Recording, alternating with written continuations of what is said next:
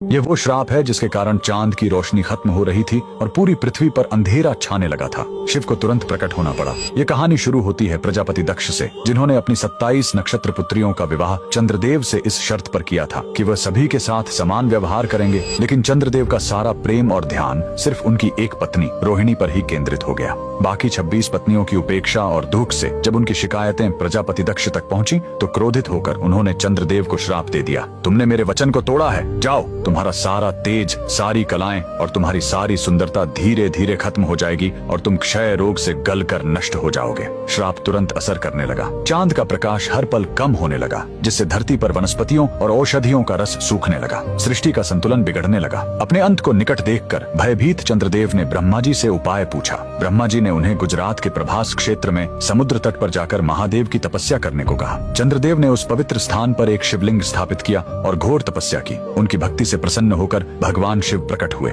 उन्होंने कहा, मैं दक्ष के श्राप को पूरी तरह खत्म तो नहीं कर सकता, लेकिन उसका प्रभाव कम कर सकता हूँ। शिव ने वरदान दिया, तुम कृष्ण पक्ष में 15 दिन क्षीण होगे, लेकिन शुक्ल पक्ष में 15 दिन फिर से पूर्ण हो जाओगे। उन्होंने चंद्र को अपने मस्तक पर धारण कर लिया और चंद्रशेखर कहलाए। और जिस ज्योतिर्लिंग की चंद्र ने पूजा की थी वो सोमनाथ, सोम यानी चंद्र के नाथ के नाम से प्रसिद्ध हुआ। और यही सोमनाथ मंदिर भारत का पहला ज्योतिर्लिंग आज भी गुजरात के वेरावल में उसी समुद्र तट पर शान से खड़ा है जहाँ चंद्रदेव ने श्राप से मुक्ति पाई थी। लेकिन रुकिए, इस मंदिर का एक और रहस्य है। यहाँ मौजूद बाण स्तंभ यह बताता है कि यहाँ से लेकर दक्षिणी ध्रुव तक समुद्र के रास्ते में कोई जमीन नहीं है। भगवान शिव के भक्त कमेंट में हर हर महादेव जरूर लिखें।